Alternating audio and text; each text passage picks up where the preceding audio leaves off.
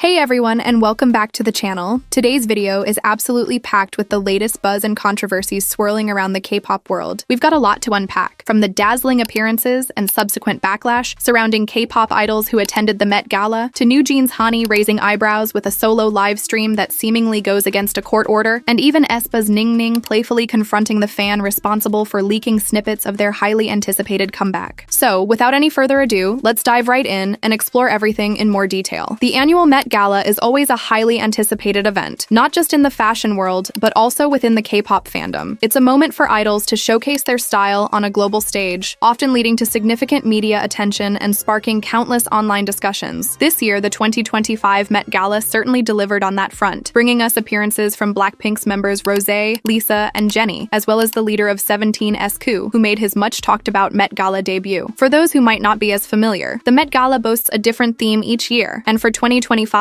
the chosen theme was Tailored for You. This theme was a significant one, dedicated to celebrating the profound influence and artistry of Black dandy styling and prominent Black fashion designers. This marked a historic moment for the Met Gala, being the first time its central focus was on Black contributions to the fashion industry, which naturally amplified the anticipation surrounding the attendees' interpretations of the theme. However, the initial excitement surrounding these appearances soon gave way to a wave of online reactions, particularly concerning Rosé's chosen attire. While she exuded a certain understated elegance in her fitted suit and trousers, the dramatic black puffed sleeves that cascaded behind her, creating a cape-like effect, became a point of contention. Many fans, who have often noted Rosé's preference for more androgynous or traditionally masculine silhouettes, initially thought this theme would be perfectly suited to her style. However, a significant portion of netizens felt that her look, while perhaps comfortable and in line with her personal taste, didn't fully embrace the creative and often avant-garde spirit that the Met Gala is known for. Some felt it was too reminiscent of standard pieces from Saint Laurent's main collections, wishing for a more bespoke and imaginative interpretation of the Tailored for You theme. Disappointed fans took to social media to voice their opinions, with comments such as, "Rosé looks beautiful, but this tuxedo is killing it with boredom. Please don't take looks from Saint Laurent's main collections to such events. A little red could make all the difference. Sometimes I feel like her designers are afraid to step out of the boring zone." The criticism went even further, with more direct calls for a change in her styling team. "That is the most boring outfit I've seen. Rosé, please fire your stylist." Some even questioned her hair and makeup choices, as seen in the comment, "Rosé, does her hairstylist hate you? Stylist? IDK man, everything's underwhelming. I can't pretend. I love you though." Personally, while I understand the desire for more dramatic and theme-centric looks at the Met Gala, I felt Rosé's outfit did adhere to the tailored aspect of the theme, and the addition of a statement necklace did elevate the overall look. While it might not have been the most groundbreaking outfit of the night, the intensity of the backlash seemed somewhat disproportionate. Did people genuinely expect her to arrive in a full, elaborate ball gown for a theme centered on the art of tailoring? Next in the spotlight was Lisa, who made her highly anticipated debut at the Met Gala. A huge congratulations to her for this milestone. She arrived in a striking and visually complex Louis Vuitton ensemble that included printed tights featuring intricate designs, a structured blazer, a decorative bodysuit with various embellishments, and a deliberate display of exposed underwear. While there's no denying that Lisa looked absolutely gorgeous and commanded attention, her outfit ignited a far more significant and sensitive controversy. The core of the backlash stemmed from the embroidered portraits that were incorporated into certain elements of her attire. These portraits depicted the iconic Rosa Parks, the revered American civil rights activist whose courageous act of defiance on a Montgomery, Alabama bus in 1955 became a pivotal moment in the fight against racial segregation. The placement of these embroidered images, particularly in the area covering her underwear, was immediately perceived by a large number of netizens as deeply disrespectful and as a blatant act of vulgarity. Critics argued that using the image of such a historically significant figure who dedicated her life to fighting racial injustice in such a manner showed a profound lack of respect and sensitivity towards her legacy and the immense struggles she endured during the civil rights movement. Some comments online were particularly scathing, stating, "Using Rosa Parks' image in this manner appears to be a blatant lack of respect and sensitivity towards her legacy and the struggles she faced during the civil rights movement. Furthermore, it reinforces harmful racial stereotypes and undermines the progress made in combating racism." This outrage was further compounded by the resurfacing of past accusations against Lisa for allegedly using a racial slur multiple times without ever offering a public apology or addressing the issue. This context fueled even stronger criticism, as seen in comments like, "Despite saying the N-word multiple times and never apologizing, Lisa doesn't seem to care as she wears underwear with images of Rosa Parks, a civil rights icon who fought against racial injustice." One comment that gained traction stated, "Mind you, the design is literally made by a Black man and it's all over her body. Y'all just want to hate." This information situation adds a layer of complexity to the discussion, raising questions about the designer's artistic intentions and whether the use of Rosa Parks' image was meant as a form of homage or carried a different artistic message. It also prompts consideration of how different cultural contexts and artistic expressions might be interpreted. Personally, while I haven't conducted in-depth research into the designer's specific vision or the views of Rosa Parks' estate on this matter, the positioning of honoring a figure renowned for her fight against racial injustice on an article of clothing often associated with intimacy does feel inherently problematic, especially given the past accusations against Lisa. Perhaps a more detailed explanation from either Lisa or the designer could shed light on the intended meaning and help bridge the divide in public opinion. Regardless, the outfit, while visually striking, undeniably sparked a significant and sensitive debate. Jennie also graced the Met Gala red carpet, and her appearance seemed to generate a comparatively milder reaction online. While her overall look was elegant, I did notice a subtle yet interesting detail. The small floral embellishment on her gown bore a striking resemblance to a similar floral accent on an outfit she wore at the Met Gala back in 2023. This subtle callback to a previous appearance was a noteworthy detail that some fans pointed out, perhaps appreciating the continuity or finding a deeper meaning in the recurring motif. Finally, we turn our attention to SQs of 17, who made his highly anticipated Met Gala debut. While his layered gray ensemble was almost universally praised for its interpretation of the theme, reportedly drawing inspiration from the elegant lines and traditional silhouettes of Korean hanboks, and seamlessly blending this cultural heritage with the tailored-for-you concept, a completely different kind of backlash emerged. Following the event, numerous photos circulated online, particularly those captured by agencies like Getty Images, which are often known for their raw, unedited shots taken from various, sometimes less flattering angles. These photos unfortunately became the catalyst for a wave of negative and often harsh comments directed at SQ's visuals. It's honestly quite disheartening and frankly baffling to witness the level of criticism he received, with many netizens making unkind remarks and even labeling him as ugly. In my personal opinion, SQs looked very handsome in all the photos that surfaced. I especially appreciated the shot of him flashing a peace sign because he looked so fine, and overall he posed confident and proud. But the negativity directed at his appearance seems particularly unwarranted given how well received his outfit was. It really highlights the often unrealistic beauty standards and the sometimes cruel nature of online commentary. Overall, despite these individual controversies, the K-pop idols who attended the Met Gala undoubtedly made a significant visual impact, and once again, a big congratulations to Lisa and S.Coups on their memorable Met Gala debuts. Shifting gears, we now need to discuss a potentially delicate and legally significant situation involving NewJeans member Hanni. She recently conducted a solo live stream on the group's Instagram account, a platform that was initially established during their efforts to redebut and served as a direct line of communication with their dedicated fanbase. However, the crucial context here is the ongoing and highly publicized legal battle between NewJeans' agency, Adore, a subsidiary of HYBE, and HYBE itself. As a result of this dispute, a court injunction was granted in favor of Adore. This legal ruling essentially means that, for the time being, until the court reaches a final verdict on the matter, NewJeans is legally bound to remain under Adore's management, and all official activities, including promotional content and communication, are expected to be conducted through Adore's official channels. Hanni's decision to conduct a solo live stream on the group's separate Instagram account, without apparent involvement or approval from Adore, could potentially be interpreted as a violation of this existing court order. The legal implication is that any official communication or activity from the group should technically be routed through the official NewJeans channels managed by Adore. Hanni's livestream, therefore, raises questions about whether it adhered to this legal requirement. During the approximately 1.5-hour live session, Hanni reportedly engaged directly with fans by reading letters they had sent, showcasing her musical talents by playing guitar, and serenading viewers with impressive covers of 13 different songs. This extensive interaction was reminiscent of similar solo live streams she had done late last year, further highlighting her connection with the fanbase. However, the timing of this activity is particularly noteworthy considering the group's previous public statements. Following the escalation of the legal dispute, NewJeans had indicated at ComplexCon that they would be taking a hiatus from public activities to respect the ongoing court proceedings. This was followed by the somewhat abrupt deletion of all previous posts on this very Instagram account, where Hanni's recent live stream took place. This sudden return to activity on a platform seemingly outside of Adore's direct control could potentially be viewed unfavorably by the court and might even be used as additional evidence by HYBE in the ongoing legal battle, arguing that NewJeans is not fully adhering to the court's injunction granting Adore management rights. Interestingly, the immediate reaction from online commenters under clips of Hanni's livestream wasn't primarily focused on the potential legal ramifications. Instead, a significant portion of the comments section was filled with demands for an apology from Hanni, with some even resorting to harsh labels like shameless. Conversely, there was also a considerable amount of supportive messages messages from fans rallying behind Hanni and Ningning. The comment sections under various clips of the livestream reflected this divided sentiment, with comments ranging from accusatory questions like, shouldn't she apologize first? And harsh judgments such as, so shameless lol, no wonder she was good at lying too, to expressions of support like, Hanni's really good at guitar too, her voice is so beautiful, and direct calls for apologies related to the ongoing controversy with Illit. She should apologize to Illit. Start with an apology, and then we'll see who the real villain is. Other comments expressed a belief in the group's innocence, such as, it's the adults who messed up, I support Ningning, alongside simple messages of encouragement like, Hanni, fighting. Some comments even conveyed a sense of bewilderment or disapproval of her actions in the current context. She really does whatever she wants, lol. Guess the world's a joke to her. This situation underscores the complex and emotionally charged atmosphere surrounding the legal battle and its direct impact on the Ningning members' public interactions. Finally, let's discuss the recent incident involving AESPA's Ningning and the premature leak of footage from the group's highly anticipated comeback music video. Earlier this week, Moise, AESPA's fanbase, were taken by surprise when a short behind-the-scenes video clip from the group's upcoming music video began to rapidly spread across various online platforms. The clip initially surfaced on X, formerly Twitter, and quickly gained viral traction before it was seemingly taken down by SM Entertainment, presumably due to copyright infringement concerns aimed at protecting their intellectual property and controlling the release of their content. Following this unexpected leak, Ningning took to the fan messaging platform Bubble to communicate with her fans. In a series of messages, while maintaining a characteristically playful and lighthearted tone, she subtly referenced the incident. Her messages, such as, I'm doomed lol, I tried so hard to hide it.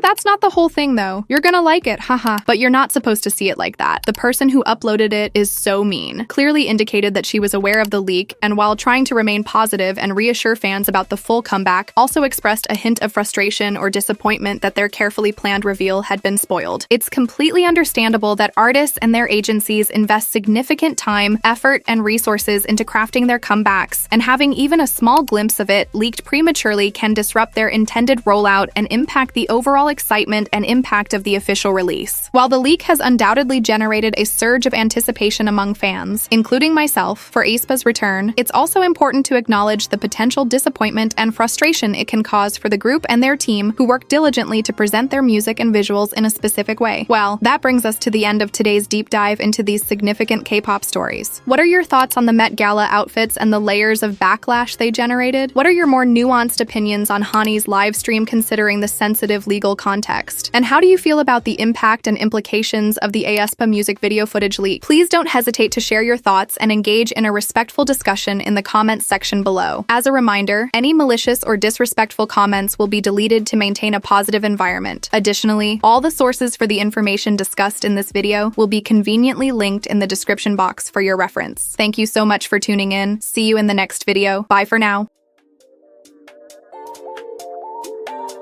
In the future.